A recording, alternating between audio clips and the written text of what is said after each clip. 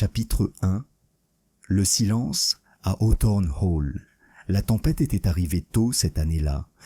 Des trombes d'eau incessantes balayaient la campagne anglaise, tambourinant contre les grandes fenêtres de Hawthorne Hall, un vaste domaine géorgien perché sur une colline solitaire. À l'intérieur, la maison brillait de lumière, de rire et de musique. Lord et Lady Montford organisaient leur bal masqué d'automne, un événement annuel célèbre dans la société du Surrey. Sous des lustres de cristal, des invités masqués dansaient des valses et murmuraient des potins derrière des éventails ornés de bijoux. Pourtant, au-dessus de cette gaieté, une seule pièce de l'aile et demeurait obscure, sa porte était verrouillée, son silence pesant.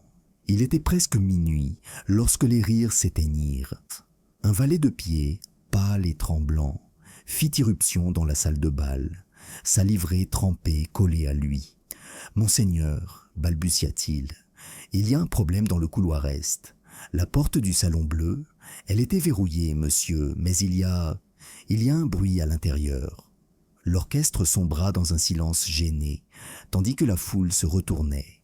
Quelques instants plus tard, Lord Montford et plusieurs invités montèrent l'escalier en trombe, leurs reflets vacillant dans les grands miroirs. Ils trouvèrent la porte de la chambre bleue verrouillée de l'intérieur. Derrière elle, non pas des mots, mais un léger tapotement rythmé. 3 coups, puis le silence. Le majordome força la serrure. La porte craqua dans un craquement. À l'intérieur, le silence régnait. Une seule bougie brûlait doucement sur la cheminée, projetant de longues ombres fantomatiques. À côté du bureau, Lady Celia Farringdon, cousine des Montford et invitée d'honneur, était assise, immobile dans son fauteuil, la tête légèrement penchée. À côté d'elle, un verre de sherry intact était posé par terre. Le docteur Leeds, un médecin local, fut appelé parmi les invités. Il l'examina silencieusement, la tension étant telle qu'elle étouffait l'air. Finalement, il se leva. « Elle est morte, dit-il simplement. Aucun signe de lutte, aucune blessure. Je parie que son cœur s'est tout simplement arrêté. » Mais les cœurs ne s'arrêtent pas au milieu d'une lettre, car sur le bureau se trouvait une feuille de parchemin, dont l'écriture élégante se terminait par un demi-mot tremblant. Il s'est...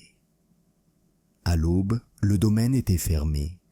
La tempête avait coupé les routes et la police ne pourrait arriver qu'au matin.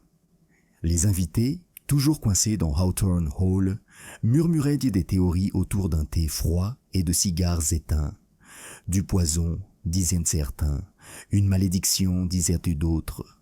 Et pourtant, il y avait des particularités.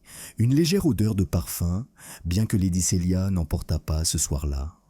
Un gant égaré dans le couloir. Une fenêtre déverrouillée alors que la pièce était censée être fermée. À leur arrivée, les autorités ont trouvé plus de questions que de réponses. Le rapport du coroner a confirmé l'absence de poison dans le sang, l'absence de blessures et de marques visibles. Cause naturelle, a déclaré l'inspecteur d'un ton sec. Un malaise. Mais la phrase « Il sait », ce souvenir ne quitterait pas l'esprit de ceux qui l'avaient vue. De qui parlait-elle, en effet? 3 jours plus tard, alors que la pluie diminuait et que les routes se dégageaient, une modeste voiture s'engagea sur le chemin de gravier menant à Hawthorne Hall. Un petit homme élégant en sortit, la moustache parfaitement épilée, un parapluie soigneusement enroulé sous le bras. Sa tenue était impeccable, costume gris, chaussures vernies, chapeau melon incliné à un angle précis. « Ah !» dit doucement Hercule Poirot en observant le paysage humide, une maison si charmante pour cacher une telle laideur. Il fut accueilli par l'inspecteur Graves, à la fois soulagé et légèrement méfiant. « Monsieur Poirot, je ne m'attendais pas à ce que vous vous intéressiez à moi. L'affaire semble bouclée, à mon avis. » Poirot sourit faiblement. « Ah, mon ami, c'est bien là le danger, n'est-ce pas? On voit une porte fermée et on suppose que la pièce est vide, mais parfois... » Ses yeux gris se levèrent vers l'aile est. Parfois, le silence nous dit tout ce qu'il faut savoir. Ils entrèrent ensemble dans la chambre bleue. L'air embaumait une légère odeur de lavande et de cire de bougie. Le regard de Poirot parcourut la pièce, la bougie à moitié consumée, la lettre, le verre intact, la légère marque sur le tapis près du bureau. Il s'agenouilla délicatement, observant la scène avec une attention méticuleuse. « Une femme est assise seule dans une pièce fermée à clé, » murmura-t-il. « Elle écrit un message de peur, pas d'adieu, et elle meurt, sans combat, sans poison, sans blessure. » Il se retourna, les yeux brillants. « Dites-moi, cher inspecteur, est-ce que cela vous paraît l'œuvre de la nature ?» Graves se fronça les sourcils. « Vous insinuez un meurtre, mais comment ? La porte était verrouillée, les fenêtres étaient vite verrouillées. » La moustache de Poirot frémit. « Un meurtre peut-être, ou quelque chose qui prétend ne pas en être un. » Il se dirigea vers le bureau et souleva doucement la lettre. Elle écrit « Il sait. Dites-moi, inspecteur, est-ce que quelqu'un à cette belle réunion avait quelque chose qu'il préférerait garder secret ?» L'inspecteur hésita. « C'est une mascarade, monsieur. Tout le monde avait un secret, je suppose. » Poirot hocha la tête en signe d'approbation. « Alors, on commence par ça. » Dehors, le tonnerre grondait faiblement au loin. La maison, majestueuse, ornée et emplie de murmures, semblait retenir son souffle. Les invités, autrefois si impatients de danser, évitaient désormais le regard des autres. Poirot, cependant, ne manqua rien. Le tapotement nerveux des doigts d'un jeune homme sur une chaise, le regard fugace échangé entre Lady Montford et son majordome, le rire inquiet d'un gentleman qui buvait trop vite lorsqu'on lui adressait la parole. « Ordre et méthode, toujours, » dit Poirot doucement en ajustant sa cravate. « Chaque mensonge laisse une ride, chaque vérité une ligne droite. Nous verrons bien quel motif cette pièce révèle. » Et c'est ainsi qu'Hercule Poirot commença son enquête, dans une maison où le silence était devenu un témoin en soi. Chapitre 2. Le rassemblement des ombres. Le lendemain matin s'éleva avec la lourdeur silencieuse d'une confession encore inexprimée. La pluie avait enfin cessé, laissant Hawthorne Hall luisant sous une fine brume. Les allées de gravier étaient argentées par la rosée, et les rosiers de la terrasse pliaient sous le poids de la tempête. À l'intérieur, la maison semblait creuse. Ses beaux couloirs résonnaient du pas feutré des invités inquiets. À 9 heures précises, Hercule Poirot demanda à tous ceux présents, le soir de la mort de Lady Celia Farringdon, de se rassembler dans le salon. Cette requête, formulée avec une politesse impeccable, avait force d'ordre. Les domestiques murmurèrent entre eux que le petit monsieur étranger aux chaussures cirées et au regard calme et entendu avait déjà déstabilisé l'inspecteur de police. Une fois les invités réunis, Poirot prit place près de l'âtre. Le feu, faible mais régulier, projetait une douce lueur sur sa tenue impeccable. Son regard parcourut lentement la pièce, d'un visage à l'autre, tel un homme comptant non pas les personnes, mais les possibilités. Il y en avait 9 au total. Lord Montford, large d'épaules et au visage rougeau, était assis, raide, dans un fauteuil, les mains serrées trop fort sur les accoudoirs sculptés.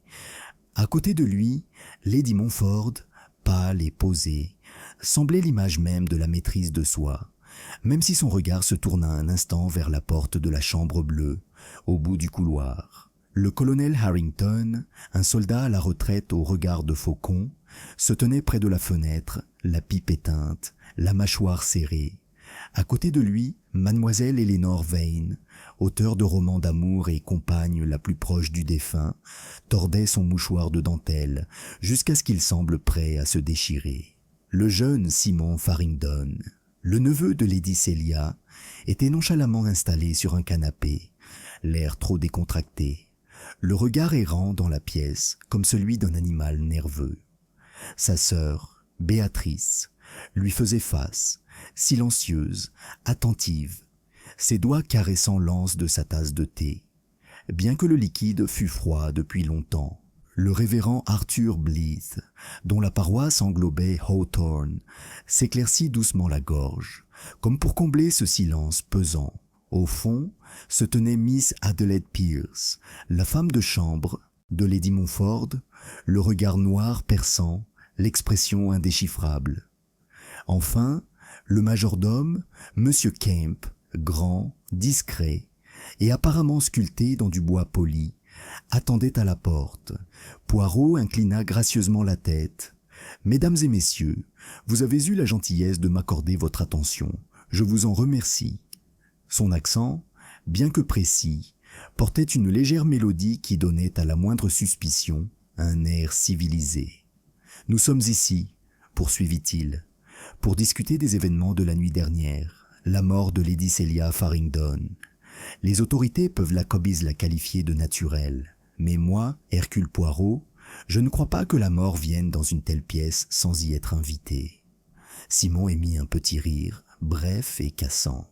« Tu parles d'un meurtre alors ? Bon sang, on aurait entendu quelque chose si... » « Vous n'auriez rien entendu, » interrompit Poirot d'une voix doucereuse.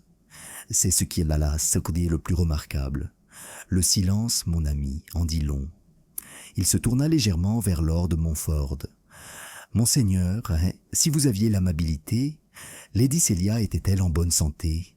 Montford s'éclaircit la gorge. « Parfaitement, à ma connaissance. Elle ne se plaignait d'aucune maladie. Cependant... » Il hésita. « Elle semblait distraite ces derniers jours, nerveuse peut-être.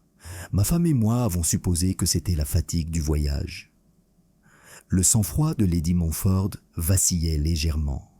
Elle était à l'étranger, en France, depuis plusieurs mois, ajouta-t-elle rapidement. À son retour, elle semblait changée, agitée. Elle évitait la bibliothèque et passait beaucoup de temps à écrire des lettres, sans toutefois préciser à qui. « Les lettres, » murmura Poirot. « Ce sont toujours les lettres qui nous disent la vérité quand la langue refuse. » Miss Eleanor Vane prit ensuite la parole, la voix tremblante. « Elle s'est confiée à moi, un peu. Célia avait peur de quelque chose, monsieur Poirot. Elle a dit avoir découvert quelque chose d'effroyable, quelque chose qu'elle ne pouvait ignorer. Mais elle a refusé de me dire ce que c'était. Des larmes brillaient dans ses yeux. Elle a seulement dit qu'elle l'affronterait ici, au bal masqué. Elle m'a même demandé de rester près d'elle ce soir-là, mais je l'ai perdue dans la foule. » Poirot hocha la tête avec sympathie, son regard s'adoucissant. « Vous avez bien fait, mademoiselle. Et vous autres, avez-vous vu Lady Celia avant qu'elle ne se rende au Salon Bleu ?» Un bref silence suivit. Puis Béatrice Farringdon prit la parole à voix basse. « Je l'ai fait, vers 10 heures. Elle semblait agitée. Elle a dit qu'elle devait écrire une lettre, quelque chose qui ne pouvait pas attendre demain matin. Je lui ai proposé de l'aider à trouver du papier et de l'encre, mais elle a refusé. Elle a dit qu'elle devait être seule. » Le colonel Harrington changea de position. « Elle n'était pas seule quand je l'ai vue, » dit-il d'un ton bourru. « À 10h30, je l'ai croisée dans le couloir est. Elle parlait à quelqu'un avec beaucoup de passion. Je n'ai pas vu qui c'était.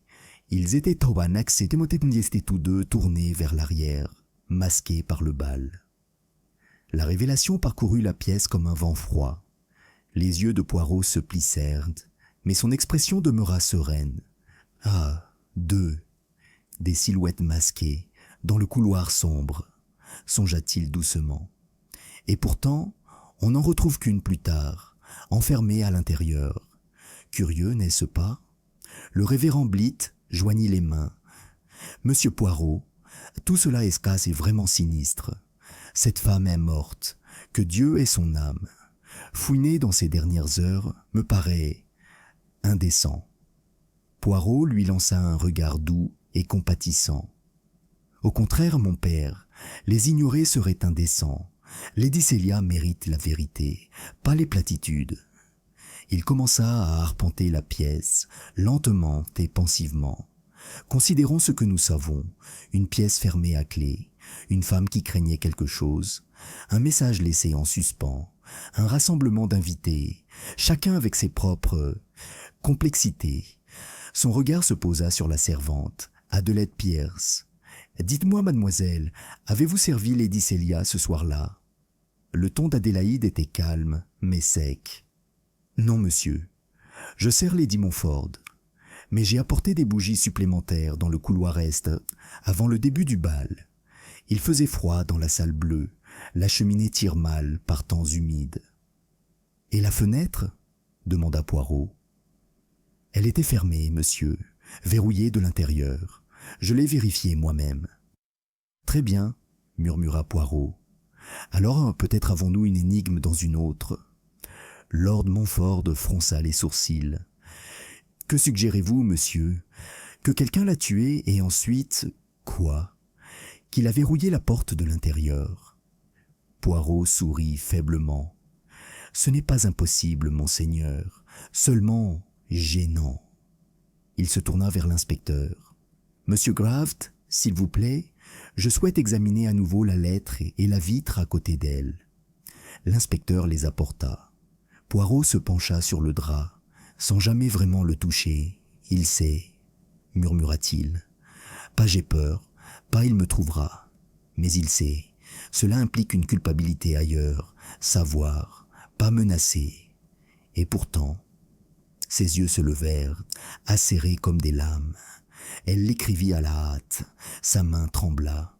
Quelque chose la surprit, non pas de l'extérieur, mais de l'intérieur. Il se redressa, époussetant ses gants. « Messieurs, mesdames, pour aujourd'hui c'est tout. Vous resterez à Hawthorne Hall, s'il vous plaît. J'aurai besoin de chacun de vous à nouveau, mais pour l'instant... » Il s'inclina légèrement et courtoisement. « Vous... pardonnerez à Hercule Poirot s'il écoute, non pas vos paroles, mais vos silences. » En quittant la pièce, les invités restèrent assis, immobiles et inquiets. Dehors, la brume s'épaississait sur les jardins, voilant les statues et les fontaines d'un voile pâle. À l'intérieur, Poirot s'arrêta au bas de l'escalier et jeta un coup d'œil vers l'aile est. « La vérité, murmura-t-il, ne se cache pas dans la porte verrouillée, mais dans le cœur déverrouillé. » Et sur ce, il monta une fois de plus vers la salle bleue, où le murmure du dernier moment de Lady Célia persistait encore dans l'air, attendant de parler. Chapitre 3. Les yeux qui se sont trahis.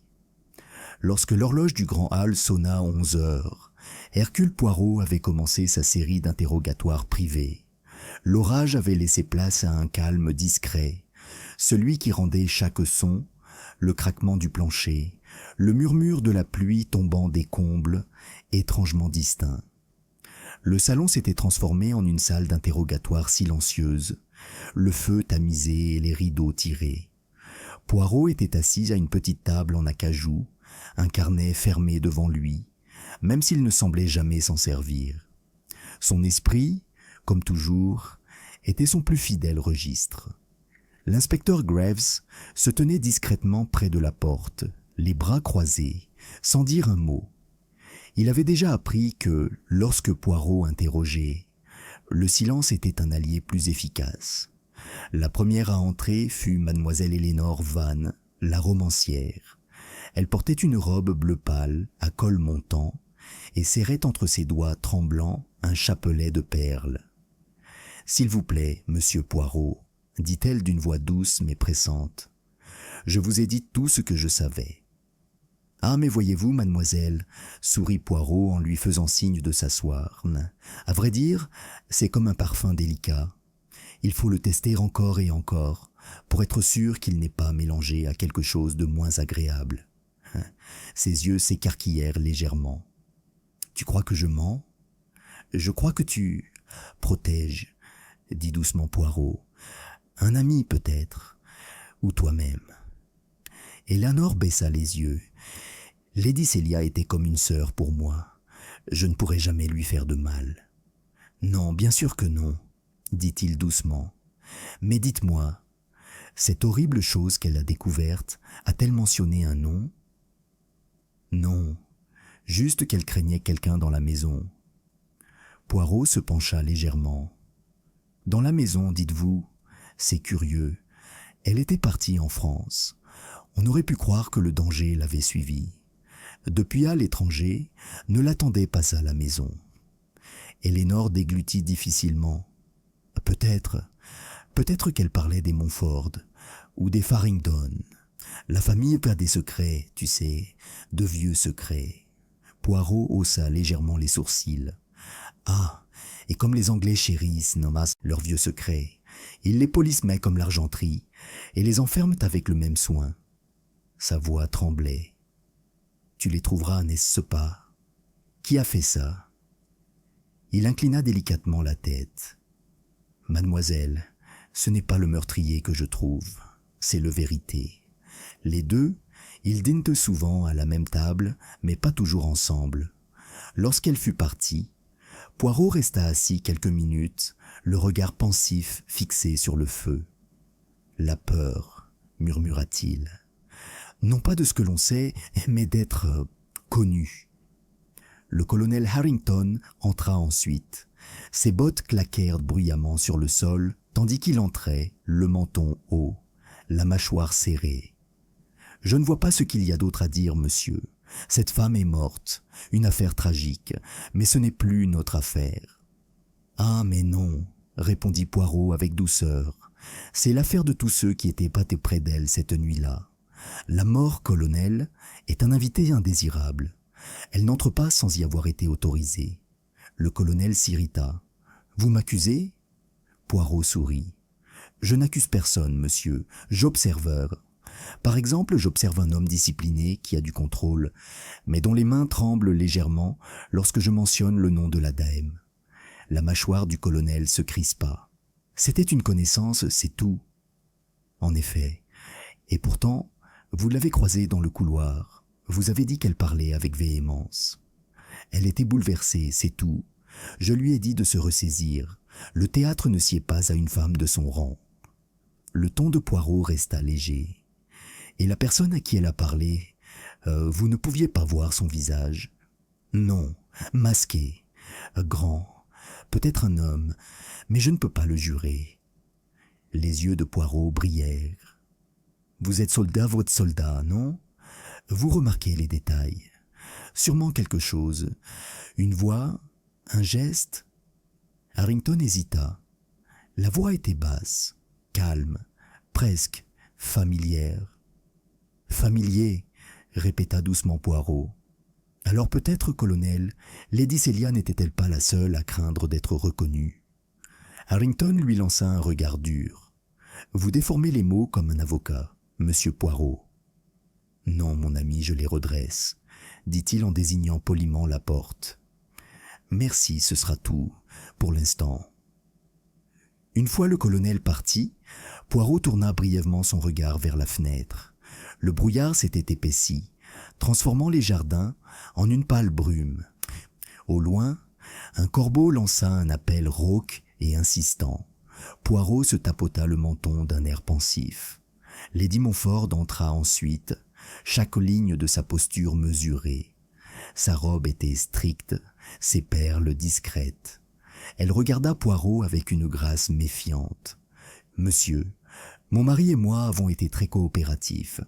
Cette enquête n'a-t-elle pas besoin de s'attarder plus longtemps sur le pas de notre porte ?» Poirot inclina la tête avec courtoisie. « Madame, la vérité est une visiteuse des plus têtues, et quand on l'invite, elle défait ses bagages et reste jusqu'à ce qu'elle soit satisfaite. » Ses lèvres se courbèrent légèrement, mais ses yeux ne souriaient pas. Lady Célia était ma cousine, certes, mais elle était difficile. Toujours à dramatiser les choses. J'ose dire qu'elle s'est peut-être fait une peur bleue. Poirot haussa les sourcils. Une femme au nerf solide, paraît-il. Et pourtant, elle craignait quelque chose de bien réel. Lady Montford leva le menton. On peut imaginer la peur. Vous, plus que quiconque, savez que l'esprit peut se tromper lui-même. « Ah !» dit Poirot. « Mais la conscience aussi. » Un scintillement, à peine perceptible, traversa son visage. « Insinuez-vous ? Je ne sous-entends rien, madame. Je remarque simplement que le salon bleu était autrefois votre bureau privé, avant d'être transformé pour accueillir des invités. Un choix sentimental, peut-être, de la part de Lady Celia. Le calme de Lady Montford vacilla. Oui, oui, peut-être. Elle se leva brusquement. Je n'ai plus rien à dire. Alors j'ai entendu tout ce dont j'avais besoin, dit-il doucement. Une fois parti, Graves poussa un profond soupir. Tu crois qu'elle sait quelque chose? Poirot hocha la tête. Oh, elle sait beaucoup de choses, mon ami. La question est, lequel a tué Lady Celia? Il fit signe à la personne suivante. Béatrice Farringdon entra, silencieuse et pâle comme toujours. Elle parlait peu. Ses réponses étaient prudentes, réfléchies. Elle reconnaissait l'attention de sa tante les jours précédant le bal, mais prétendait en ignorer la cause. Poirot observait son regard plus que ses paroles. Ses yeux s'agitaient à chaque fois qu'il mentionnait son frère. « Ton frère Simon, il aimait bien sa tante, non ?» Elle hésita. « Oui. Cependant, leur relation était compliquée. Tante Célia désapprouvait certaines de ses habitudes. »« Des habitudes ?» répéta Poirot délicatement. « Cartes, dettes, femmes. » Ah, la trilogie habituelle des ennuis. Les yeux de Poirot brillèrent brièvement. « Dites-moi, s'est-il disputé avec elle ?»« Je ne sais pas, » murmura-t-elle. Mais elle avait l'intention de lui parler ce soir-là. Elle me l'a dit. Poirot se renversa en arrière. Alors peut-être n'était-ce pas un étranger qui effrayait Lady Celia, mais sa famille. Après le départ de Béatrice, Simon fut envoyé. Il s'approcha nonchalamment du fauteuil, un léger sourire narquois aux lèvres. « C'est une véritable enquête, n'est-ce pas? Je suppose que je suis le prochain à être accusé. » Poirot le regarda froidement. « Non, monsieur, je n'accuse personne, pas encore. Je remarque simplement que lorsqu'un homme sourit trop souvent, c'est pour masquer le tremblement de sa voix. » Le sourire de Simon vacilla. « Quel tremblement? »« Celui qui survient lorsque la culpabilité vous souffle dans le cou, » répondit doucement Poirot. Simon rit d'un rire sec. « Tu perds ton temps. La mort de ma tante était un accident, ou une crise cardiaque, comme l'a dit le médecin. Alors, j'en suis sûr, cela ne vous dérangera pas si je m'enquière de la bague qu'elle a promis de vous rendre. » Simon se figea. « Comment sais-tu ça ?» Les yeux de Poirot brillèrent. « Parce que les domestiques parlent, mon cher. Ils parlent toujours. Un gentleman met en gage une bague, la dame la rachète et promet de la rendre après le bal. Mais hélas, la nuit se termine par la mort au lieu du pardon. » Simon déglutit. « Ça ne prouve rien. »« Non, » répondit Poirot d'un ton doux.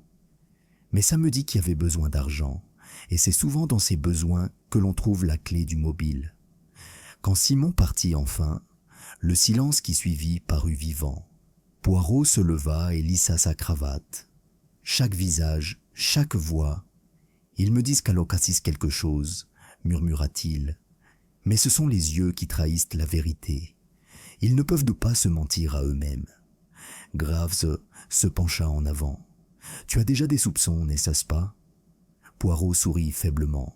« Des soupçons, oui, des preuves, pas encore. Encore un fil, et la tapisserie commencera à se dessiner. » Il se tourna de nouveau vers l'escalier. « Je crois que je dois maintenant parler aux domestiques. Eux aussi ont vu la pièce depuis les coulisses. Et peut-être que l'un d'eux sait qui a écrit la dernière réplique. » Dehors, le brouillard se pressait contre les fenêtres, enveloppant Hawthorne Hall d'un secret blafard. Quelque part au-dessus, la chambre bleue se tenait immobile, sa bougie éteinte depuis longtemps. Mais son silence attendait, murmurant une vérité qui ne resterait pas cachée éternellement. Chapitre 4. La fausse piste. Le lendemain matin, un silence pesant s'installa.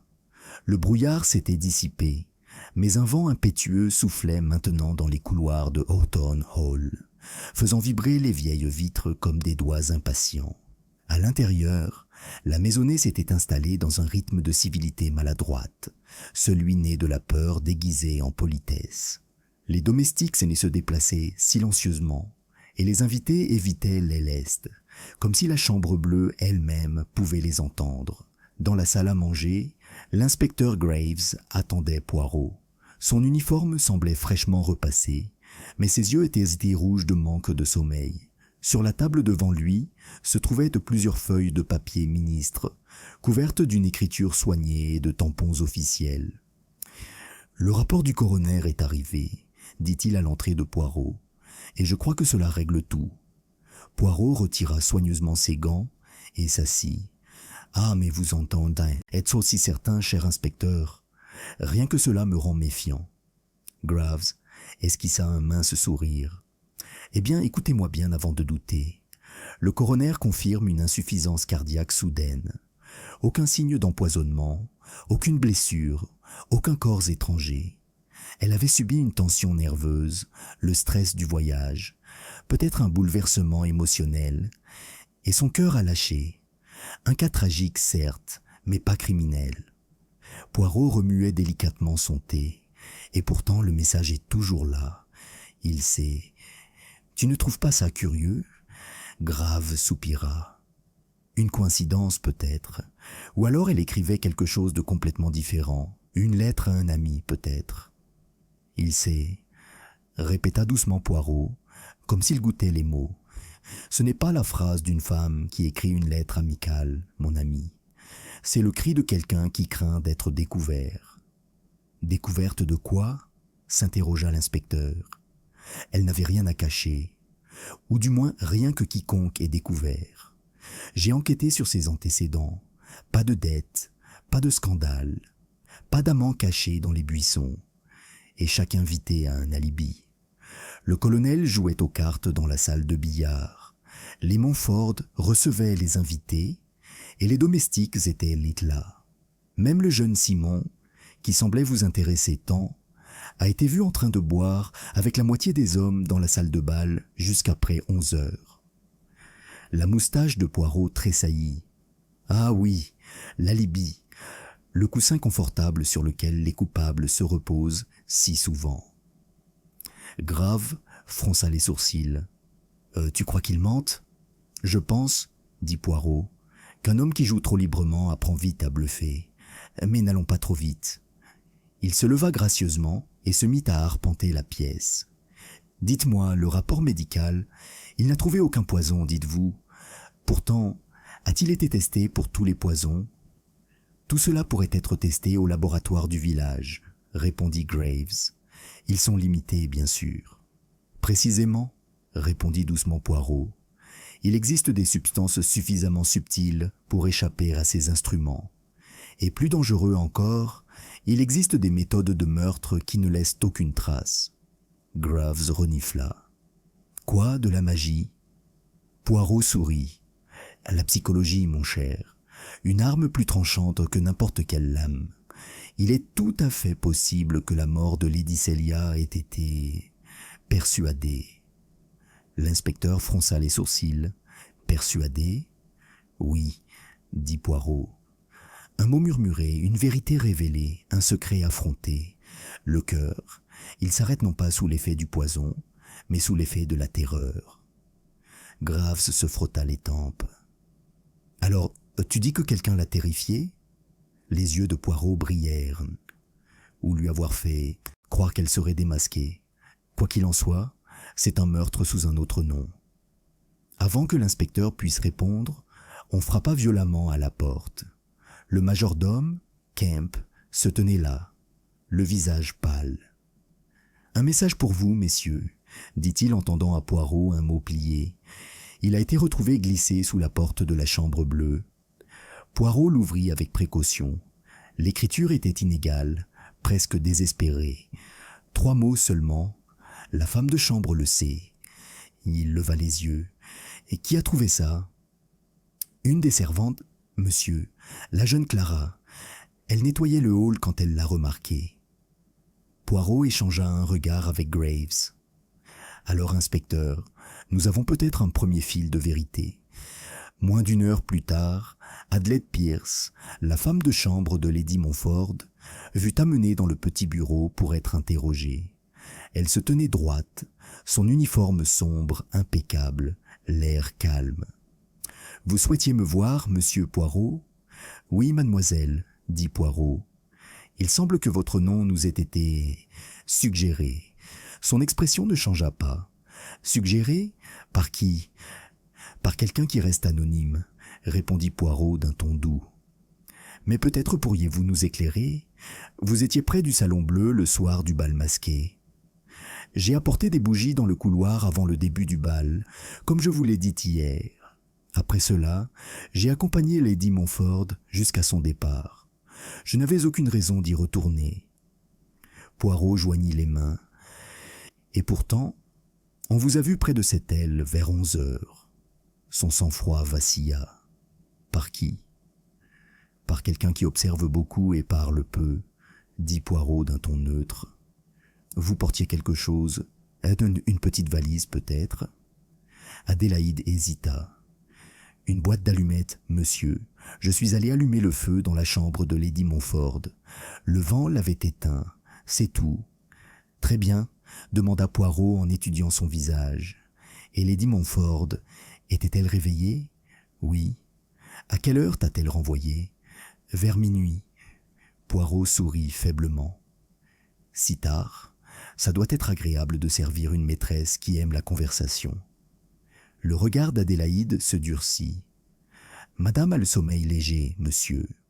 Elle vient souvent prendre le thé ou demander de la compagnie quand elle est agitée. »« Agitée, oui, » murmura Poirot.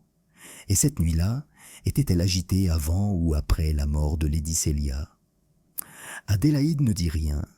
Son silence était ténu, fragile comme du verre. Poirot laissa la peur s'attarder. Puis, doucement, il dit « La peur, mademoiselle, elle laisse des empreintes bien plus visibles que la main elle-même. Vous pouvez partir pour l'instant. » En partant, Graves poussa un profond soupir. « Tu te moques d'elle ?»« Non, » répondit Poirot, calmement. J'écoute les espaces entre ces mots. Elle en sait plus qu'elle n'ose le dire. Mais que ce soit la culpabilité ou la pitié qui la lie, c'est ce qu'il faut voir.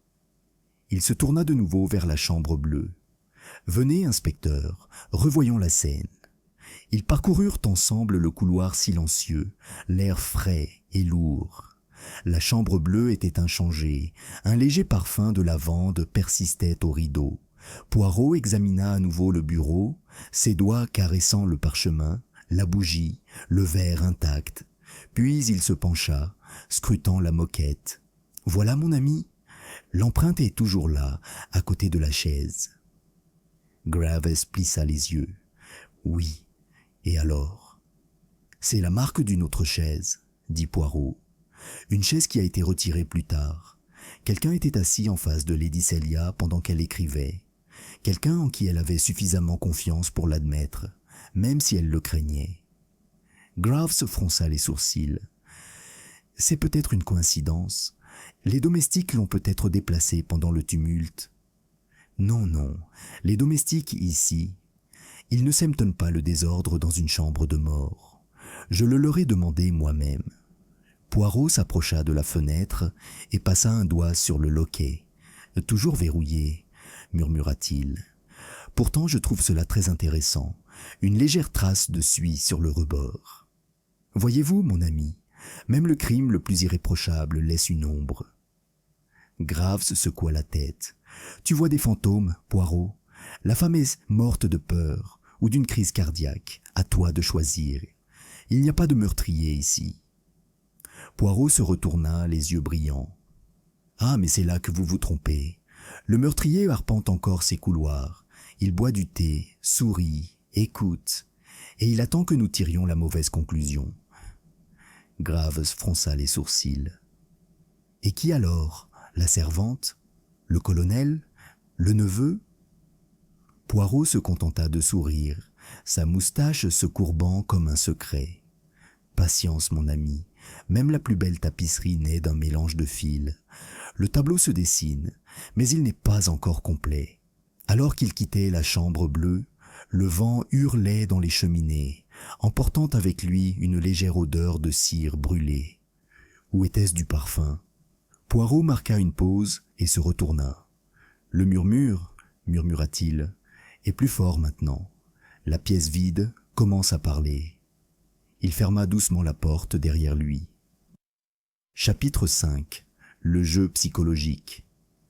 Dans l'après-midi, l'ambiance à Hawthorne Hall était passée du simple malaise à une terreur sourde. Les repas se déroulaient dans un silence quasi total, et même la grande horloge du hall semblait tic-tac plus lourd qu'auparavant. La rumeur s'était répandue parmi les invités. Des théories murmurées s'échangeaient comme des secrets au confessionnal. Pourtant, Poirot, d'un sang-froid impeccable, évoluait dans la maison comme s'il était le seul à être immunisé contre cette tension suffocante.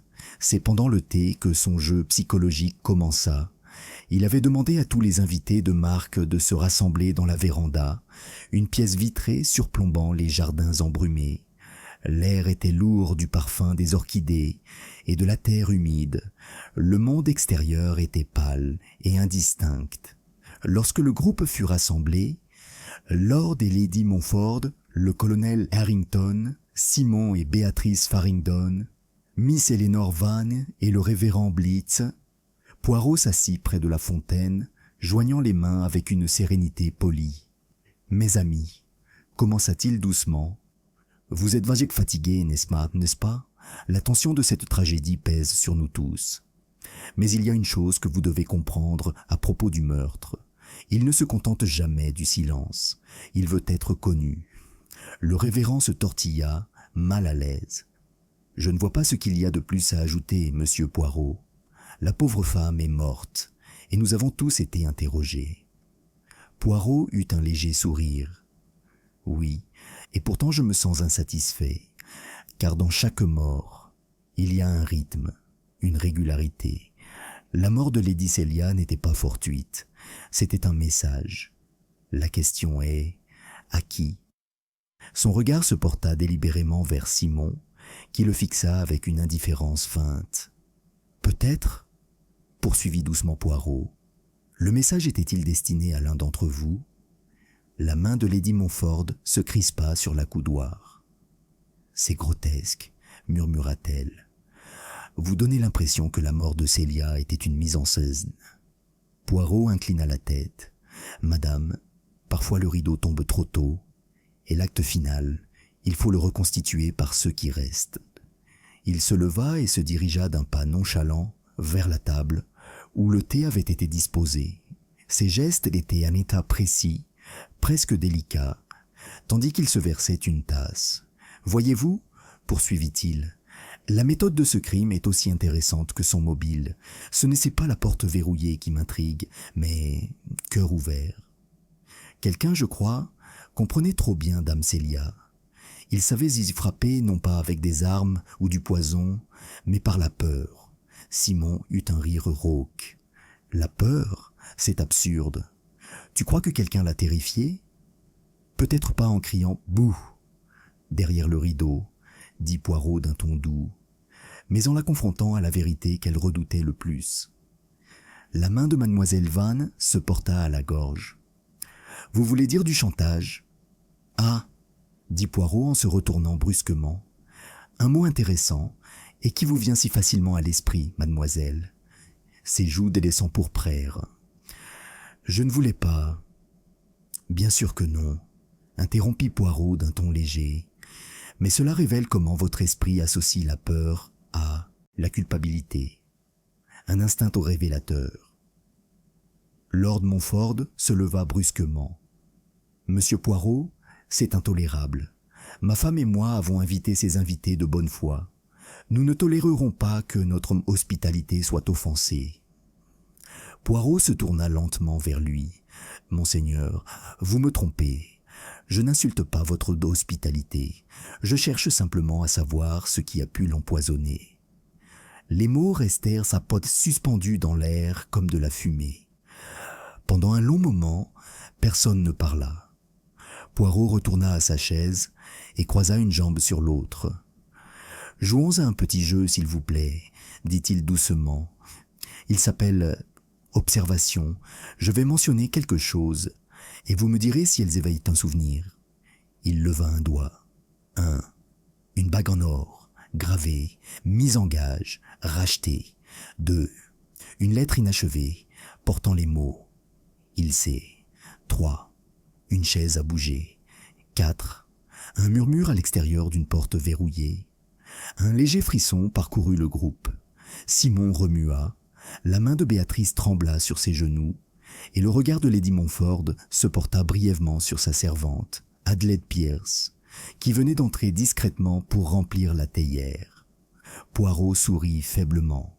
« Ah, je vois que mon petit exercice a déjà produit son effet. Même le silence a du caractère, n'est-ce pas ?»« Assez de vos énigmes, » dit brusquement le colonel Harrington. « Vous nous appâtez pour rien. Les faits sont clairs. La femme était malade. »« Souffrante ?» répéta doucement Poirot. « Peut-être, mais pas physiquement, colonel, mais en conscience. Dites-moi, quand vous l'avez vue dans le couloir cette nuit-là, vous avez dit qu'elle se disputait. Avait-elle l'air effrayée ou en colère ?» Le colonel hésita. « Les deux, je suppose. Elle semblait désespérée. Je lui ai dit de se calmer, pour que les gens s'en rendent un compte. » « Et c'était avant ou après 11 heures ?»« Avant, dit-il. Peut-être 10h30. » Poirot hocha la tête. « Alors, mon cher, celui qui lui a parlé en dernier l'a fait, après ça, dans la salle bleue. » Le colonel fronça les sourcils. « Tu crois qu'elle a rencontré quelqu'un là-bas ?» Les yeux de Poirot brillèrent. « Jezavoirelle y a rencontré quelqu'un. Il y avait 2 chaises près du bureau, dont une a été retirée plus tard. Ça veut dire qu'elle n'était pas seule. » Des halètements retentirent autour de la table. Poirot poursuivit d'une voix calme et posée. « Quelqu'un est venu rendre visite à Lady Célia cette nuit-là, quelqu'un en qui elle avait confiance. Et c'est de cette conversation qu'elle a écrit ces derniers mots. Il sait.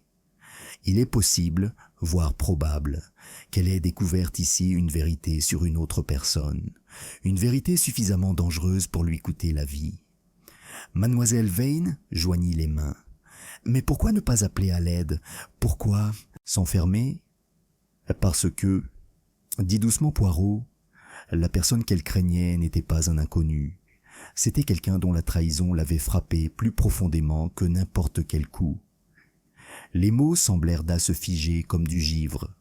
Même le révérend Blitz, habituellement calme, fit discrètement le signe de croix.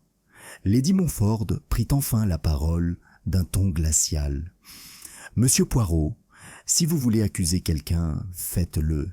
Sinon, vos insinuations ne feront que nous tourmenter. » Poirot inclina la tête. « Très bien, madame. Soyons clairs. Je n'accuse pas encore. Mais je dirai ceci. La mort de Lady Célia n'était pas un acte accidentel. C'était la conclusion d'un processus commencé depuis longtemps, peut-être des années auparavant. »« Il y a des années ?» murmura Béatrice. Mais elle venait tout juste de rentrer de France. Le regard de Poirot s'adoucit. « Ah, mademoiselle Béatrice, même le plus long voyage ne peut échapper au passé. Je crois que la clé ne se trouve pas en France, mais ici, à Hawthorne Hall. » Simon se leva, le visage pâle. « C'est absurde.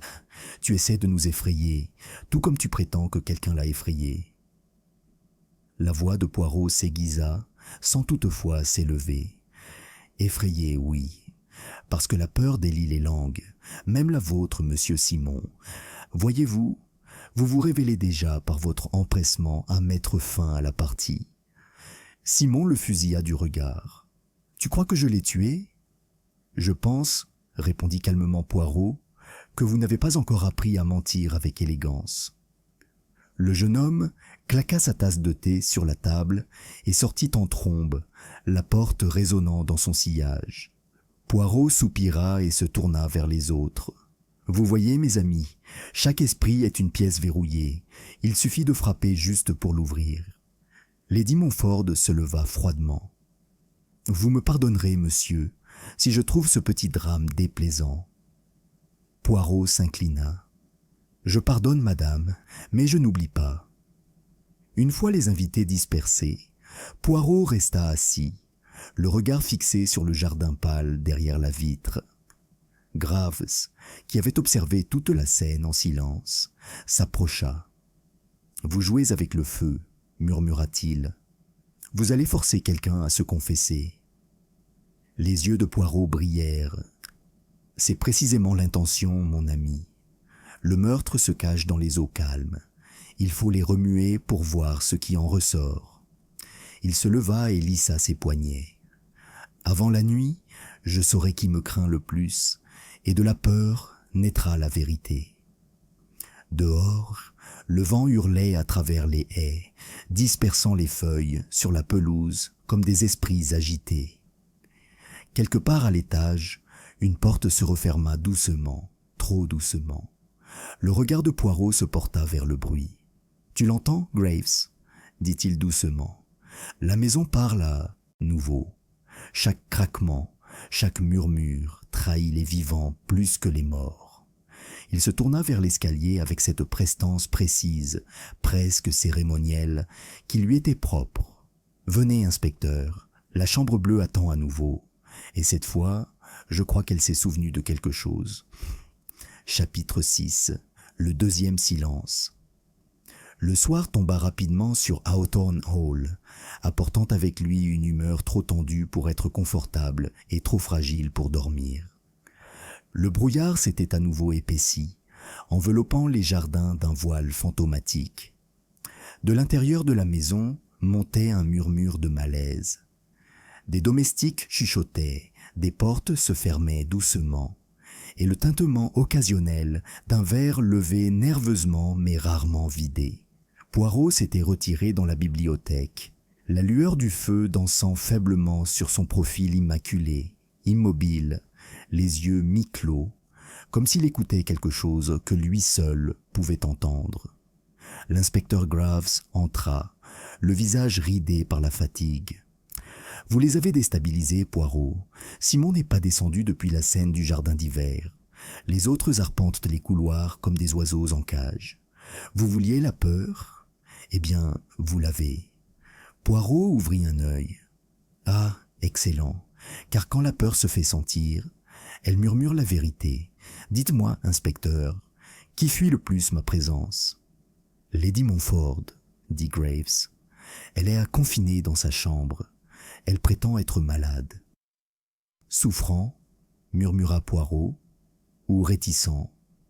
Il se leva avec une grâce délibérée. « Peu importe, le masque finira par craquer. La peur, mon ami, est le plus grand interrogateur de tous. » Il se dirigea vers les grandes fenêtres donnant sur l'aile est. Derrière la vitre, la chambre bleue se dessinait faiblement à travers le brouillard. Un unique rectangle sombre au milieu de couloirs faiblement éclairés. Le reflet de Poirot le fixait, posé, net, implacable. « Cette pièce, dit-il doucement, recèle encore un secret. Je le sens, comme un cœur qui continue de battre après la mort du corps. » Avant que Graves puisse répondre, le silence de la maison fut rompu par un bruit qui les glaça tous deux. Un cri aigu et perçant, résonnant dans le couloir est. L'instant d'après, le majordome apparut, essoufflé, dans l'embrasure de la porte. « Monsieur, inspecteur, c'est mademoiselle Vane. » Ils traversèrent le hall en toute hâte, l'écho de leurs pas précipités résonnant sur le sol de marbre. Lorsqu'ils atteignirent déjà le couloir est, plusieurs invités s'y étaient déjà rassemblés, pâles et tremblants. La porte du salon bleu était entr'ouverte, bien qu'elle fût verrouillée depuis la veille. À l'intérieur, mademoiselle Eleanor Vane était agenouillée près du bureau, le corps tremblant. L'unique bougie qu'elle avait allumée projetait des ombres étranges sur la pièce. Poirot s'approcha rapidement d'elle, d'une voix calme mais autoritaire. « Mademoiselle, qu'y a-t-il? Que s'est-il passé ?» Ses lèvres tremblaient, tandis qu'elle désignait le mur. « Là, » murmura-t-elle. « Le panneau, il a bougé. Je jure que oui. Et puis... » Sa voix se fendit de sanglots. Grave s'accroupit à côté d'elle. « Le panneau ?» Poirot suivit son geste. Le mur derrière le bureau, lambrissé de chêne foncé, présentait une légère irrégularité. une étroite couture verticale le long de son bord. Il appuya légèrement, et à leur grande surprise, le panneau céda avec un léger clic, révélant un compartiment creux pas plus grand qu'une armoire. À l'intérieur se trouvait une liasse de lettres, soigneusement attachées avec un ruban bleu. Les yeux de Poirot brillèrent.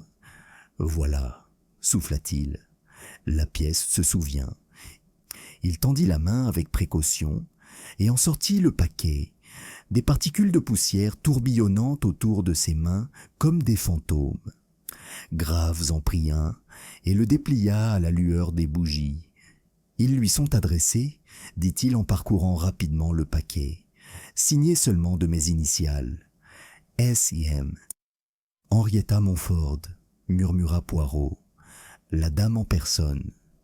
Des hoquets de surprise s'élevèrent de l'embrasure de la porte, où Lady Montford se tenait maintenant, pâle et figée. « Que faites-vous ici ?» demanda-t-elle. « Comment osez-vous violer ces affaires privées ?» Poirot se retourna, le regard perçant mais poli. « Madame, il est curieux, n'est-ce pas, que les lettres aient été cachées derrière un faux panneau, dans une pièce qu'elles n'étaient pas censées utiliser. On pourrait presque croire qu'ils étaient sans doute destinés à rester cachés. » Son sang-froid vacilla. « Célia et moi avons partagé des confidences, c'est tout. Tu n'as pas le droit. » « Au contraire, madame, interrompit doucement Poirot, les morts ont tous les droits. Voyez-vous, ces lettres, elles datent d'il y a des années. Elles parlent de trahison, d'un secret connu seulement de 2 femmes. » La voix de Lady Montford se durcit. « Vous déformez tout, ce sont des affaires privées. » Le ton de Poirot resta calme. « Oui, mais les affaires privées ont la curieuse habitude de devenir publiques dès qu'un meurtre s'invite dans la pièce. » Avant qu'un mot ne soit prononcé, un cri retentit à la porte. C'était Béatrice Farringdon, le visage blême. « Simon, il est parti !» Graves se retourna. « Parti ? Que veux-tu dire ? » « Il n'est pas dans sa chambre. La fenêtre est ouverte et il y a de la boue sur le tapis. » L'expression de Poirot changea subtilement. Ainsi, notre jeune monsieur Simon s'impatiente. Peut-être craint-il que la situation ne s'inverse. Ils traversèrent le couloir en hâte, suivant la main tremblante de Béatrice vers l'aile ouest. Dans la chambre de Simon, la fenêtre s'ouvrait en grand sur la pelouse noyée dans le brouillard. Une lampe brûlait près du lit, éclairant une feuille de papier posée sur le couvre-lit. Poirot la souleva. Le message, écrit à la hâte, disait « Je ne peux pas l'accepter. Elle savait tout. Pardonne-moi. » Graves jura doucement. Il s'est enfui. Poirot secoua la tête. Où on l'a fait croire.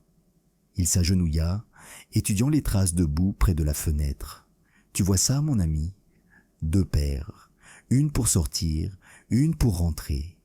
La seconde, plus légère, faite par des chaussures plus petites. Et regarde, la tache sur le rebord. Un gant a peut-être traîné dessus. » Graves fronça les sourcils. « Tu crois que quelqu'un l'a aidé à s'échapper ?» La moustache de Poirot frémit. « S'échapper ? Non, ce n'était pas une fuite, c'était une mise en scène. On veut nous faire croire que Simon a pris la fuite, paniqué, alors qu'en réalité, il a été emmené ailleurs. » À cet instant, un cri perçant résonna dans le hall. Plus court cette fois, étranglé plutôt que strident. Ils se précipitèrent vers le son, le cœur battant, jusqu'à atteindre le grand escalier. Là, à moitié caché dans l'ombre, une silhouette gisait affalée sur les marches. Graves se pencha sur le corps, puis leva les yeux d'un air sombre. Simon Farringdon, mort. Poirot s'agenouilla près de lui, examinant la silhouette immobile. Le cou du jeune homme portait de légères marques, non pas des ecchymoses, mais une légère rougeur, comme sous l'effet d'une pression. Son visage, cependant, était étrangement serein. Graves murmura « On dirait qu'il est tombé. Il s'est peut-être cassé le cou en essayant de courir. » Le regard de Poirot se porta vers le haut, scrutant la courbe de la rampe, la main courante polie, l'alignement parfait de chaque détail. Non, dit-il doucement. Il n'est pas tombé. Il a été placé ici. Les autres s'étaient rassemblés. Lady Montford s'agrippant à la rampe, Miss Van sanglotant dans son mouchoir, le révérend murmurant des prières. Poirot se leva lentement, les observant tous avec une intensité silencieuse. Vous voyez, mes amis, le silence revient, un autre mort, et toujours aucun bruit de lutte. Le tueur se déplace comme une ombre, frappant là où la peur est la plus forte. Il se tourna vers Graves. Il faut refermer la maison. Personne ne sort, personne n'entre. Nous ne sommes plus dans le domaine du hasard. Le meurtrier a récidivé, et cette fois, je crois, il est désespéré. Lady Montford perdit son sang-froid. « Monsieur Poirot, vous ne pouvez pas vouloir dire... »« Je veux dire, dit Poirot fermement, que celui qui a tué Lady Célia a maintenant réduit Simon au silence. Peut-être a-t-il découvert ce qu'elle savait, ou peut-être en savait-il déjà trop. » Il jeta un coup d'œil vers l'aile est, les yeux plissés. Tout a commencé dans cette pièce et ça s'arrête là. La chambre bleue, elle attire les vivants aussi, sûrement qu'elle a attiré les morts. Mademoiselle Vane tremblait. « Mais pourquoi, monsieur? Qu'est-ce qui peut bien valoir 2 vies ?» Poirot la regarda avec ce léger sourire énigmatique. « Ah, mademoiselle, voilà ce qu'il faut se demander. Quand on tue par amour, c'est par passion. Quand on tue pour l'argent, c'est par cupidité. Mais quand on tue pour préserver une illusion, c'est, je crois, le motif le plus dangereux de tous. » Il se tourna vers Graves. « Laissez le corps tel qu'il a été trouvé. Nous ne dérangerons personne ce soir. Demain, nous verrons si le meurtrier supportera le silence qu'il a imposé. » Alors qu'il commençait à se disperser, le vent se leva dehors, emportant avec lui le faible tintement de la cloche du jardin. Un son qui résonna dans les couloirs comme une complainte. Poirot s'arrêta dans l'escalier, les yeux rivés sur la porte de la chambre bleue.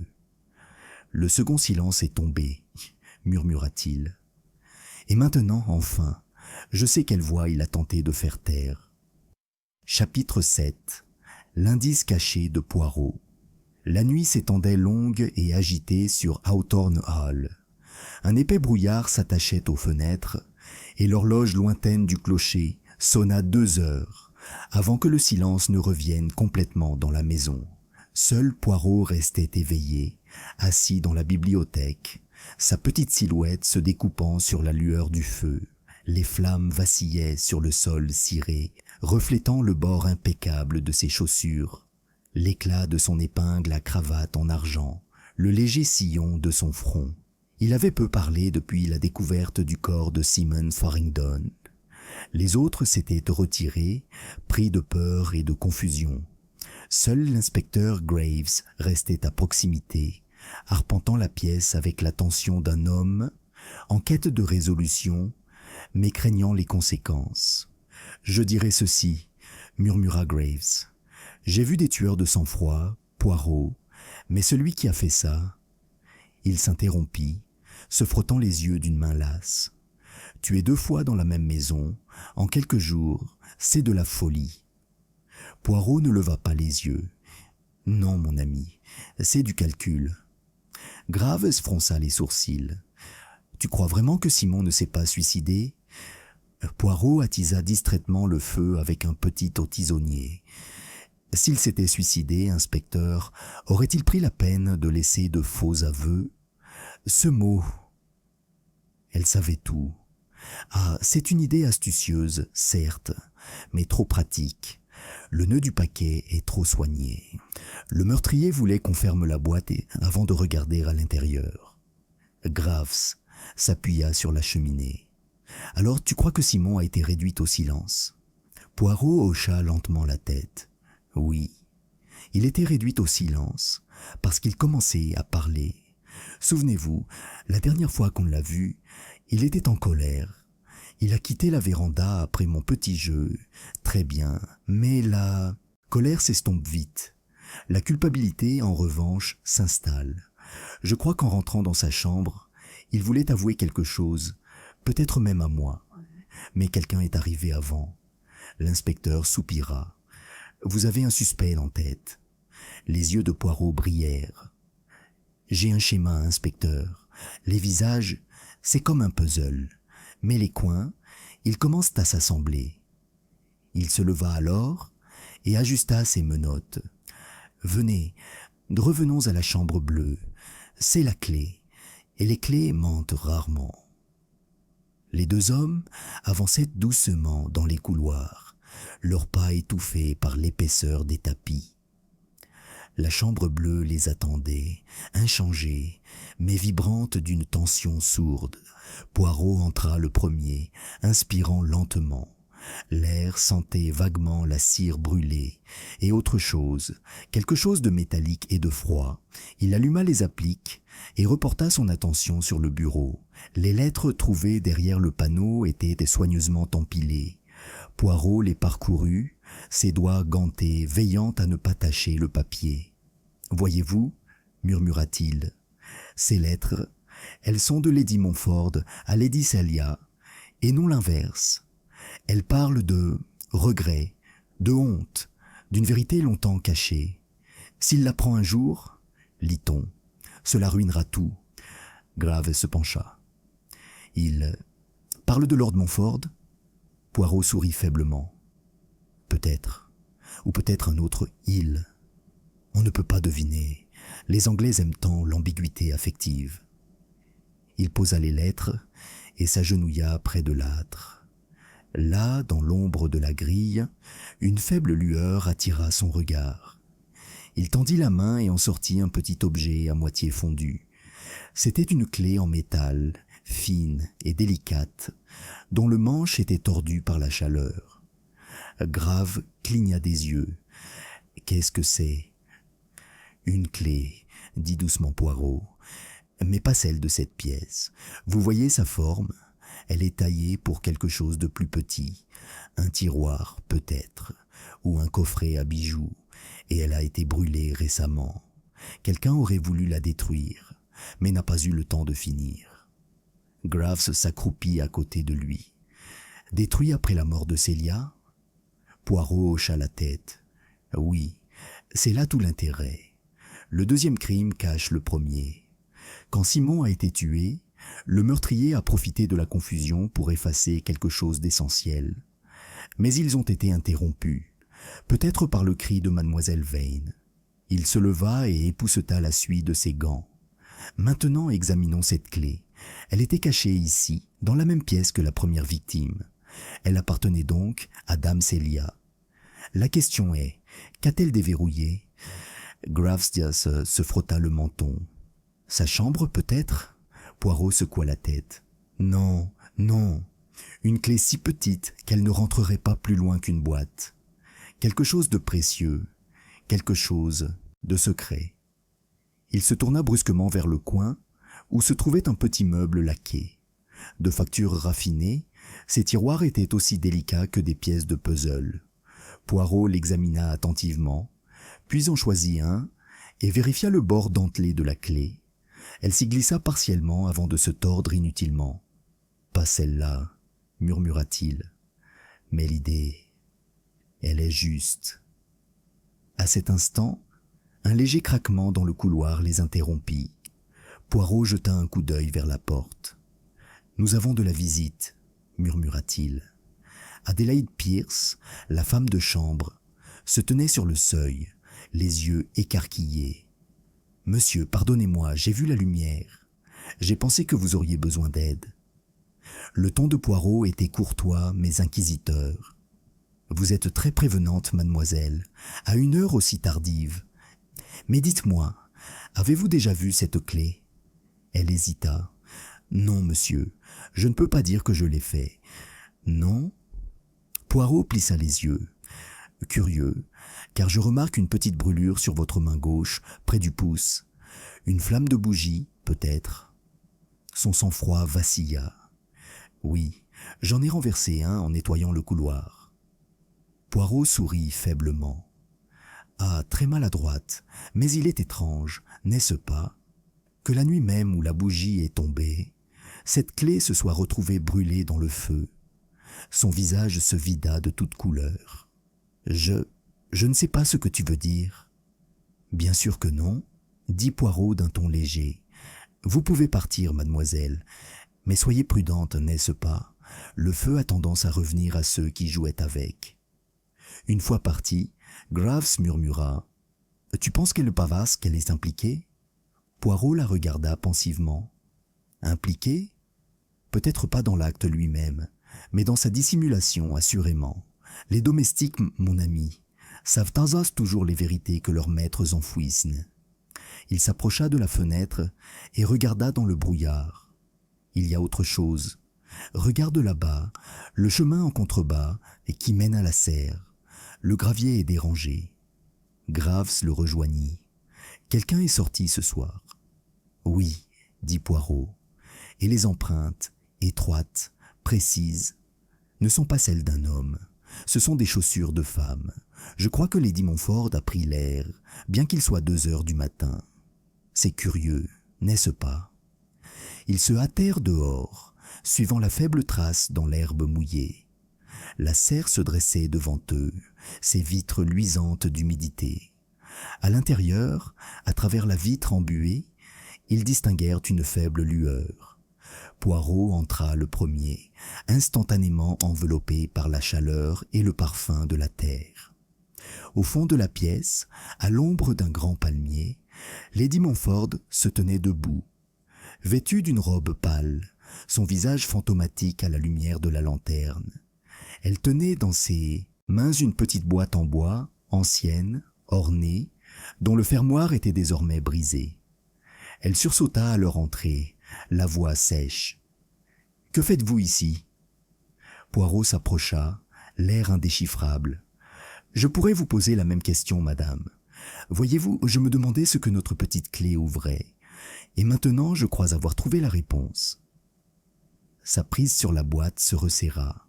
« Tu n'as pas le droit... »« J'ai le droit de mourir, » dit Poirot d'une voix calme. « La mort de Lady Célia a marqué le début de cette tragédie, mais c'est votre secret qui la perpétue. Dois-je ouvrir le coffret, ou voulez-vous me révéler ce qu'il contient ?» Pendant un long moment, le seul bruit fut celui de l'eau qui s'écoulait lentement du plafond de verre. Puis, avec un soupir tremblant, Lady Montfort déposa la boîte sur la table. « Des lettres, dit-elle. Célia en gardait des copies, toutes. Elle a à jurer que si je ne lui obéissais pas, elle les révélerait. Elle a peut-être la menacé de nous ruiner. »« Nous ?» demanda doucement Poirot. « Mon mari, murmura-t-elle. Ces lettres prouvent quelque chose qu'il ne doit jamais savoir. Quelque chose d'avant notre mariage. Célia les a trouvées lors d'une visite il y a des années. Elle a promis le silence, jusqu'à son retour de France.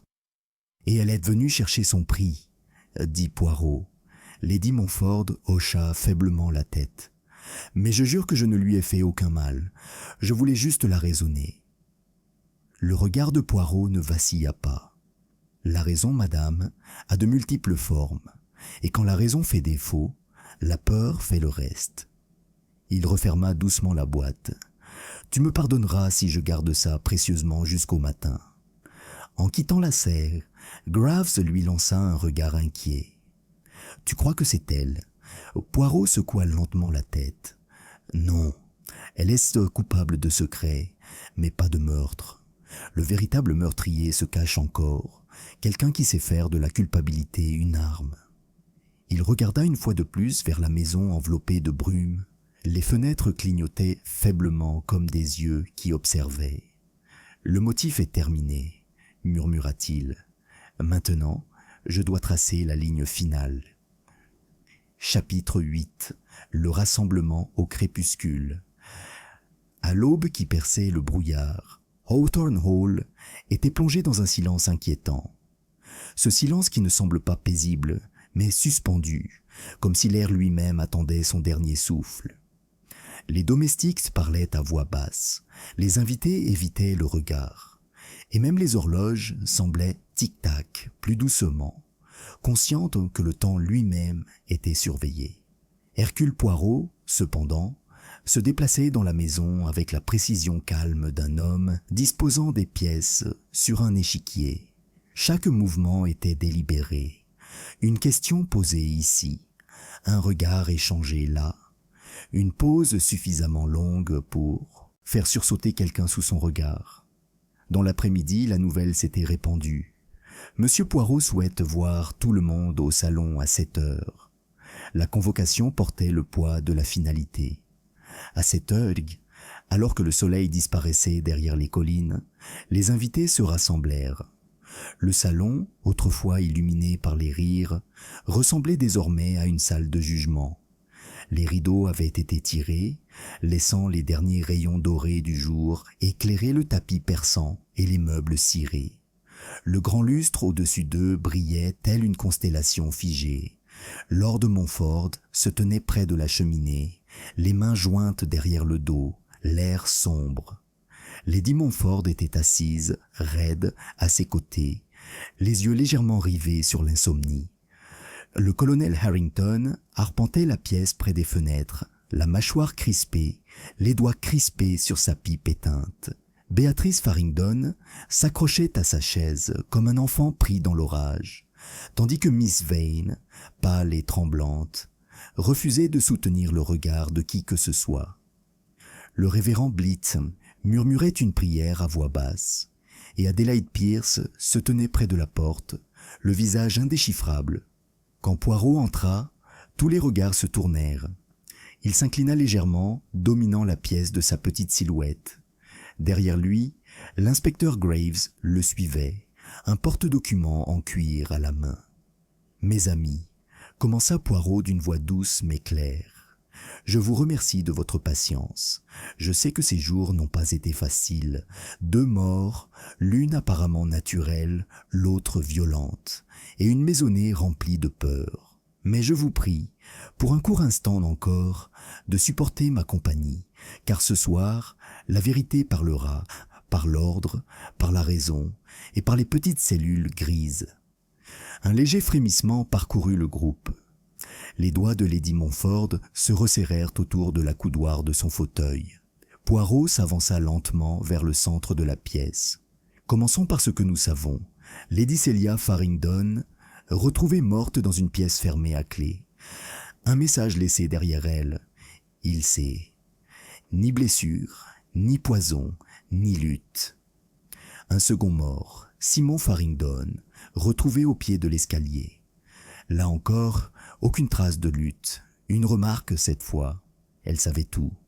Il marqua une pause. 2 morts, chacune présentée comme une confession. Mais voyez-vous, mes amis, les confessions sont rarement aussi nettes. Ce sont, le plus souvent, des mises en scène, écrites non pas par les coupables, mais par ceux qui souhaitent paraître innocents. La sœur de Simon, Béatrice, laissa échapper un petit cri. Le colonel Harrington changea de position, son regard se portant brièvement vers les Montfort. Poirot poursuivit. « Hier soir, dans la serre, Lady Montfort m'a révélé l'existence de certaines lettres. Une correspondance secrète entre elle et Lady Celia. Ces lettres évoquaient une vieille indiscrétion, un secret caché à son mari. Mais, et c'est essentiel, elles ne contenaient aucun mobile de meurtre, simplement l'arme de la peur. Et la peur, comme nous le savons maintenant, était l'instrument même du meurtre. » Lady Montfort leva la tête. « Alors vous pensez que quelqu'un a utilisé ces lettres pour la faire chanter ?»« Non, madame, » répondit doucement Poirot. « Lady Celia elle-même les utilisait pour protéger une découverte. Elle n'était plus victime de chantage, elle en était l'exécutrice. » Une vague de stupeur parcourut le groupe. Poirot attendit, laissant le silence s'épaissir avant de poursuivre. « À son retour de France, dit-il, Lady Celia avait appris une vérité sur l'un d'entre vous, une vérité si dangereuse que sa révélation ruinerait tout. Elle est venue à Hawthorne Hall, non pas en invitée, mais en juge. Ce soir-là, elle a affronté son ennemi dans la chambre bleue. » Il se tourna lentement vers le colonel Harrington. « Colonel, vous nous avez dit l'avoir vue dans le couloir, parlant à une personne masquée.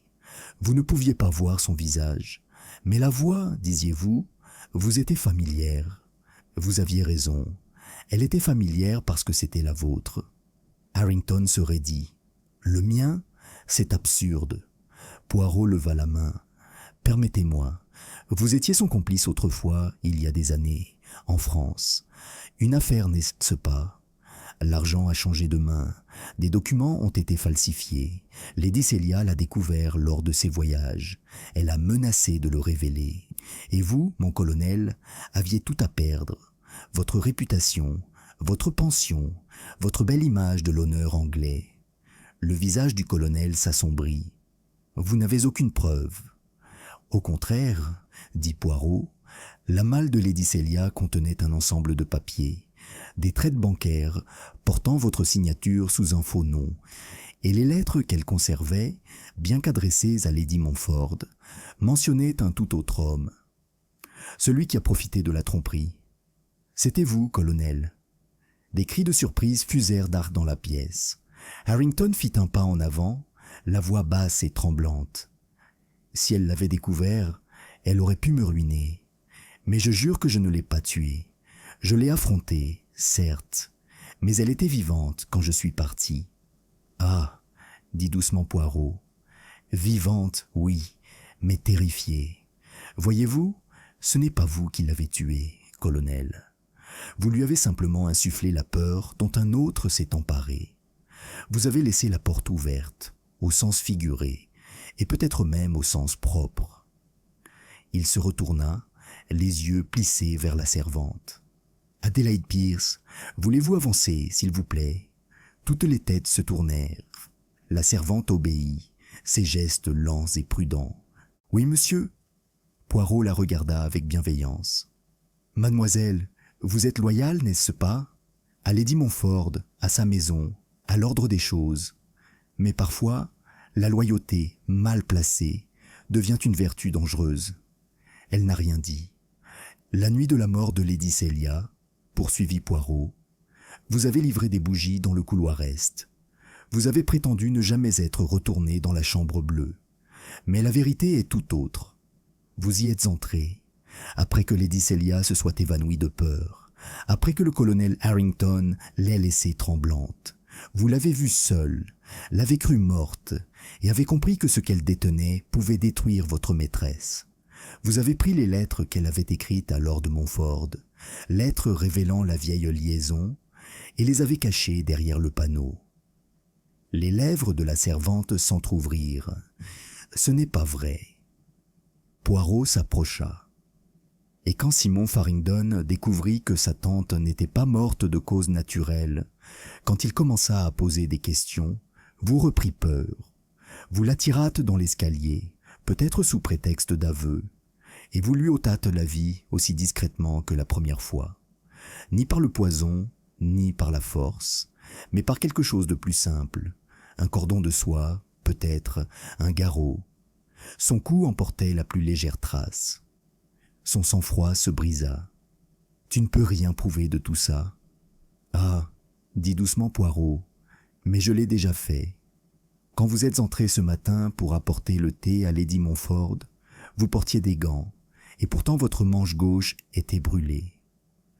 Vous avez brûlé la clé qui ouvrait le coffre de Lady Celia, tout comme vous avez tenté de brûler la vérité. Mais le feu, comme la peur, laisse des traces. Elle le fixait, tremblante. La pièce était plongée dans un silence de mort. Le ton de Poirot s'adoucit. Tu ne voulais peut-être pas la tuer. Tu voulais seulement protéger ta maîtresse, effacer ce qu'elle ne pouvait affronter. Mais quand on commence à cacher un mensonge, il faut persévérer jusqu'à ce que seul le silence subsiste. Les genoux d'Adélaïde semblèrent au baleine faiblir. « Je voulais juste que tout soit bien, » murmura-t-elle. Elle allait tout gâcher, les lettres, les conversations, la honte. Poirot baissa la tête, et voilà, le silence expliqué. L'inspecteur Graves s'avança, l'air grave. « Adélaïde Pierce, je crains que vous ne deviez m'accompagner. » Tandis que la servante était emmenée, les autres restèrent dos figés, l'énormité de ce qui venait d'être révélé retombant sur eux comme de la poussière. Le visage de Lady Montford était blême, la main de son mari serrant la sienne fermement, mais sans un mot. Poirot se tourna vers la fenêtre, les dernières lueurs du jour éclairant ses yeux. « 2 morts, toutes deux nées de la peur, » murmura-t-il. La première, la peur d'être démasqué. La seconde, la peur de la vérité. Et dans les 2 cas, c'est le silence qui a tué. Graves posa une main sur son épaule. « Tu as encore réussi, Poirot, mais c'est une triste victoire. » Poirot hocha lentement la tête. « Toutes les victoires de l'esprit sont tristes, mon ami, car elles n'arrivent qu'après la défaillance du cœur. » Dehors, les premières étoiles apparurent au-delà de la brume qui s'éclaircissait, leurs reflets tremblant faiblement sur la vitre. Poirot les observa longuement, puis dit doucement « Maintenant, enfin, la maison peut dormir. » Chapitre 9 « Le rideau de la vérité » 1 heure après l'enlèvement d'Adélaïde Pierce, le salon se vidait lentement de ses vibrations. Les invités s'étaient retirés dans un silence dispersé, certains dans leur chambre, d'autres errant simplement dans les couloirs, incertains de leur sécurité. Seul Poirot, l'inspecteur Graves et Lord et Lady Montford restaient, les derniers hésitants à se retirer, mus par le besoin de comprendre ce qui s'était réellement passé entre leurs murs. Le feu s'était éteint, projetant de longues ombres ambrées sur la pièce. Poirot était assis dans le fauteuil le plus proche de l'âtre, impeccable, les mains posées sur les accoudoirs, comme s'il présidait un tribunal invisible. Grave s'appuyait contre la cheminée, les bras croisés, l'air à la fois las et profondément pensif. « Mes chers amis, » dit doucement Poirot, rompant le lourd silence. « Il reste encore des choses à dire, non pas pour accuser, mais pour clarifier, car la vérité, voyez-vous, doit être posée sur la table comme un repas bien dressé. Alors seulement, nous pourrons la laisser derrière nous. » Lady Montford serra fermement la main de son mari. « Si ce que vous nous avez dit est vrai, si Adélaïde a agi de son propre chef, alors toute cette horreur n'a servi à rien. »« Non, madame, » dit doucement Poirot, « rien n'est jamais pour rien. Chaque action, chaque mot, naissent du terreau que nous avons préparé. » Lord Montford fronça les sourcils. « Vous voulez dire que nous partageons sa culpabilité ?» Poirot tourna son regard vers le feu mourant. « N'utilisons pas ce mot, monseigneur, disons plutôt la responsabilité. C'est une plante qui pousse dans la négligence. » Il se leva et commença à arpenter la pièce, le léger bruissement de ses chaussures sur le tapis étant le seul bruit. « Permettez-moi de vous raconter étape par étape ce qui s'est passé, car si Adélaïde Pierce a commis cet acte, elle n'était pas seule à le réaliser. Chacun de vous, à votre manière, lui a donné le mobile qu'elle ignorait. » Il s'arrêta devant la cheminée et joignit les mains derrière son dos.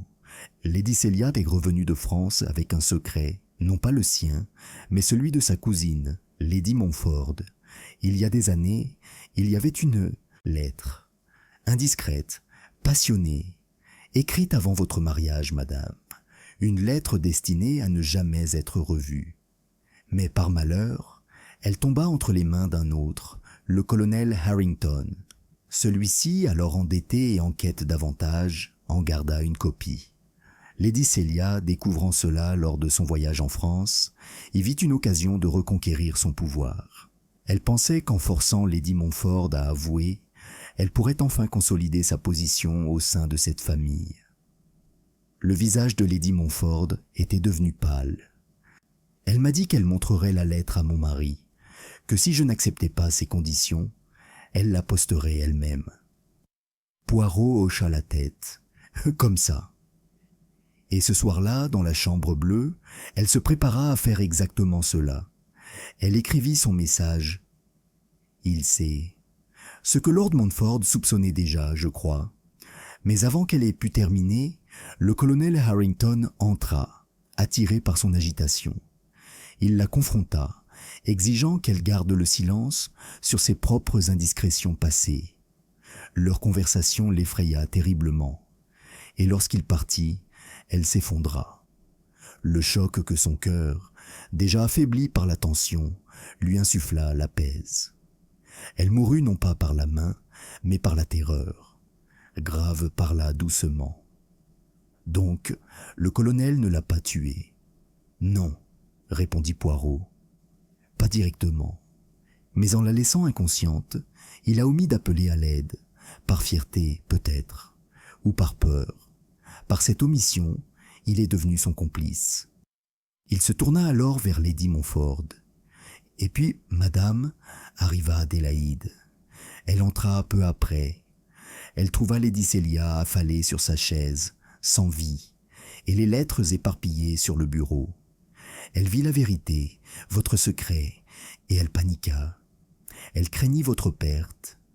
Elle prit les lettres, les cacha derrière le panneau, et verrouilla la porte de l'intérieur à l'aide d'un double de clé qu'elle avait sur elle pour le ménage. Puis, elle s'enfuit par l'escalier de service. Lady Montfort se couvrit la bouche. Je n'ai jamais deviné, elle n'a rien dit. Poirot inclina la tête. La loyauté est souvent le refuge des craintifs. Elle croyait vous avoir sauvé. Mais lorsque Simon Farringdon, inquiet et perspicace, commença à soupçonner un acte criminel, lorsqu'il lui laissa entendre qu'il avait vu quelqu'un dans le couloir cette nuit-là, elle sut que la vérité éclaterait. Alors, elle le fit taire, ni cruellement, ni par malveillance, mais par désespoir. Elle ne pensait qu'à vous protéger à nouveau. La voix de Lord Montfort était lourde. Et sa confession ce soir? Pas de confession, dit doucement Poirot. Libération. Le cœur d'un serviteur, monsieur, peut porter plus que l'orgueil d'un maître. Elle avait porté le fardeau de 2 morts pour d'autres. Lorsqu'elle vit que le cercle se refermait, elle n'y résista pas, car elle aussi désirait une fin. Le feu crépita une fois, éclairant brièvement leurs visages accablés. Poirot reprit sa place d'un ton plus calme. « Voyez-vous, mes amis, ce n'était pas une histoire d'avidité ou de luxure, mais de silence. Chaque âme dans cette maison en avait une. Lady Célia était sa menace, le colonel son passé, et vous, madame, votre honte. Même le pauvre Simon cachait ses dettes et feignait l'innocence. Le silence d'Adélaïde était censé préserver les vôtres. Et finalement, il vous a tous détruits. » Graves prit une longue inspiration. « Ça explique tout, sauf une chose. Le mot de Simon, elle savait tout. Tu as dit que c'était faux. » Poirot sourit faiblement. « Ah oui, ceci, mon cher inspecteur, était la tentative du meurtrier de boucler le nœud. Adélaïde l'a écrit après avoir déposé son corps au pied de l'escalier. Mais elle a commis une petite erreur, des plus révélatrices. Elle a écrit « Elle savait tout », de la même écriture en boucle qu'elle utilisait pour étiqueter les tiroirs de Lady Montfort dans l'armoire à linge. Je l'ai reconnue dès que je l'ai vue. L'habitude de la propreté nous trahit tous. » Graves s'autorisa un rire las. « Tu vois des choses que personne d'autre ne pouvait voir, Poirot. » Poirot écarta les mains modestement. « Ce n'est pas du génie, mon ami, seulement de la patience. Les yeux, ils voient beaucoup de choses, mais l'esprit... Ah, il doit choisir les détails qui comptent. Par exemple, le sherry non renversé à côté de Lady Célia. Pourquoi? Parce qu'elle ne l'avait pas porté à ses lèvres. Elle mourut en plein combat. Ou la bougie sur la cheminée brûlait plus bas que toutes les autres dans la pièce. Parce qu'elle l'avait allumée. Après, son visiteur s'en alla, peut-être par courage. Chaque petite chose, prise isolément, n'est rien. Ensemble, elles forment l'harmonie. Et l'harmonie, mon cher Graves, c'est la vérité. » L'inspecteur l'observa un long moment, puis hocha la tête. « Je déposerai le rapport demain matin. Nous garderons Adelaide Pierce pour l'interroger, même si je doute qu'elle conteste l'accusation. »« Soyez indulgents avec elle, » dit doucement Poirot. Son crime n'était pas de la malveillance, mais une loyauté mal placée. Elle appelle à tuer par amour de l'ordre, un étrange reflet de ma propre affliction. Il se tourna alors vers Lord Montfort. « Et vous, monsieur, vous devez veiller sur votre maison, non pas dans le plâtre et la pierre, mais dans le cœur de ceux qui l'habitent. Les secrets se multiplient comme l'humidité. Laissés à l'abandon, ils font pourrir les poutres. » Lord Montfort inclina la tête. « Nous ferons notre possible. » Sa voix tremblait légèrement. « Vous avez toute ma gratitude, monsieur Poirot, mais je crains que la gratitude ne soit une piètre monnaie pour payer ce que vous avez découvert. » Poirot sourit faiblement. « Alors, faites-le, monseigneur, avec naze honnêteté. » Pendant un moment, personne ne parla. Le feu se réduisit à des braises, et la pluie fine recommença dehors, murmurant contre les hautes fenêtres, comme une voix épuisée. Poirot se releva enfin, et poussetant une tache de cendre sur sa manche. « L'affaire du murmure de la chambre vide, dit-il doucement, c'est terminé. » Grave leva les yeux. « Tu lui as donné un titre alors ?» Les yeux de Poirot brillèrent. Il s'en est donné un. Le murmure, c'était la vérité, appelant du silence. Et la pièce vide? Ah, c'est le cœur qui cache ce qu'il ne peut affronter. Mais tôt ou tard, la vérité, elle frappe toujours. Il ajusta son chapeau, fit une petite révérence et entra dans le couloir sombre, laissant derrière lui la maison qui avait enfin recommencé à respirer. Dehors, le brouillard se levait enfin, les étoiles apparaissant une à une au-dessus de la pelouse obscure. Poirot marqua une pause, jetant un dernier regard vers les fenêtres de Hawthorne Hall. Une faible lumière brillait dans la chambre bleue, non plus inquiétante, mais douce, presque clémente. « Et voilà, murmura-t-il à la nuit, la paix revient quand tous les mensonges sont remis à leur place. » Puis, avec la grâce mesurée d'un homme qui avait vu à la fois l'ordre et le chaos des cœurs humains, Hercule Poirot descendit l'allée, sa petite silhouette bientôt engloutie par la brume. Chapitre 10. L'ordre rétabli. Le matin se leva pâle et fragile sur Hawthorne Hall, comme si le monde lui-même craignait de parler trop fort après tant de nuits de secret. Le brouillard se levait, centimètre par centimètre, des jardins, révélant des statues couvertes de rosée et des roses courbées sous le poids de l'humidité. La maison, qui avait tremblé pendant des jours sous le poids d'une culpabilité cachée, était maintenant immobile, pas encore paisible, mais vidée de sa fièvre. Dans le grand hall, Hercule Poirot se tenait près de ses bagages. Sa petite valise brillait, ses serrures en laiton capturant la lumière vive de l'aube. Son chapeau et sa canne étaient soigneusement posés